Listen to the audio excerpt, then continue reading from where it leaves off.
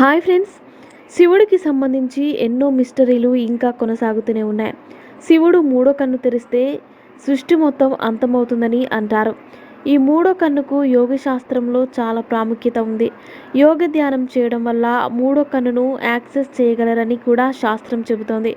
మూడో కన్ను గురించి సాధ్యమైనన్ని విషయాలను మీకు అందిస్తున్నాం. శివుడు మూడో కన్ను అసలు ఎందుకు తెరుస్తాడో తెలుసుకుందాం. శివపురాణంలో రుద్ర సంహితతో ఇలా ఉంది. శివుడు పార్వతిని పెళ్లి చేసుకున్న తర్వాత గృహస్థుడిగా కాకుండా ఒక సన్యాసిగా జీవించాడు. ఈ విషయాన్ని తారకాసురుడు తెలుసుకున్నాడు. బ్రహ్మదేవుడికి తపస్సు చేసి తన అంతం శివుడికి పుట్టే వాడితోనే కావాలని వరం కోరుకుంటాడు. ఆ సమయానికి శివుడికి సంతానం ఉండదు. సన్యాసిగా బ్రతికే వారికి సంతానం రాదని తారకాసురుడు ఈ పథకం వేశాడు. తారకాసురుడు ముల్లోకాలను తన గుప్పెట్లోకి తీసుకోవాలని అనుకున్నాడు. శివుడిని ఏదో ఒకటి చేసి బ్రహ్మర్యం నుంచి బయటకు తీసుకుని రావాలని అనుకున్నాడు. దానికి మన్మధుడి సాయాన్ని అడుగుతాడు. మన్మధుడు కైలాసానికి వెళ్ళి అక్కడ వాతావరణాన్ని మొత్తం మార్చేశాడు.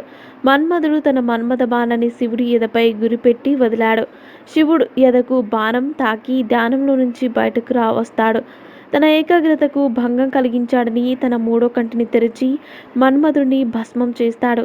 ఆ తర్వాత శివపార్వతులు ఏకమై కార్తికేయుడిని జన్మిస్తారు.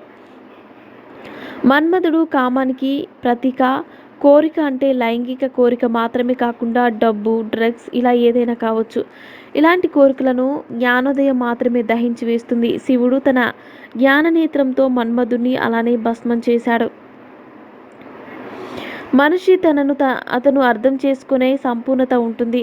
దీనినే నిర్వాణ అని కూడా అంటారు. శివుడు ధ్యానం చేస్తుంటే మధ్యలో మన్మధుడు వచ్చాడు. అప్పుడు మూడో కన్నుతో భస్మమయ్యాడు. ఈ సృష్టిలో కూడా ఎన్నో మనల్ని ఆకర్షిస్తాయి. వాటిని మన మూడో కన్ను నుంచి కూడా చూడగలగాలి.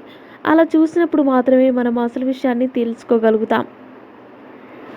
హిందూ శాస్త్ర గ్రంథాల్లో ఈ సృష్టి మొత్తం ఒక మాయగా చెప్పబడింది. ఈ మాయను గ్రహించి ఇంకా ముందుకు వెళ్తే ఇదంతా పరమాత్మ సృష్టి అని అర్థం చేసుకోగలుగుతాం.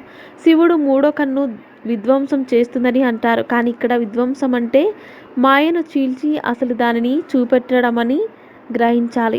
ఒకసారి పార్వతి నెమ్మదిగా నడుచుకుంటూ వచ్చి శివుడి 2 కళ్ళను తన చేతులతో మూస్తుంది. ఆ 2 కళ్ళు సూర్యచంద్రులకు ప్రతిరూపాలు. దీంతో మూడో కన్నును తెరుస్తాడు. ఆ మూడో కన్నులోంచి అగ్ని ద్వారా చూపులేని బాలుడు ఉద్భవించాడు. అతడి పేరే అంధకాసురుడు. ఈ అంధకాసురుడు శివుడి చేతుల్లోనే అంతమయ్యారు. శివుడి నుదిటిపైనే మూడో కన్ను ఉండడానికి ఒక శాస్త్రీయ కారణం ఉంది. ఏది మంచి ఏది చెడు తెలుసుకునే సామర్థ్యం నుదిటి వెనుకున్న మెదడుకి మాత్రమే ఉంటుంది. అందుకే శివుడు మూడో కన్నును జ్ఞాననేత్రం అని కూడా అంటారు. మరిన్ని ఇంట్రెస్టింగ్ అప్డేట్స్ కోసం మా ఛానల్ని సబ్స్క్రైబ్ చేసుకోండి.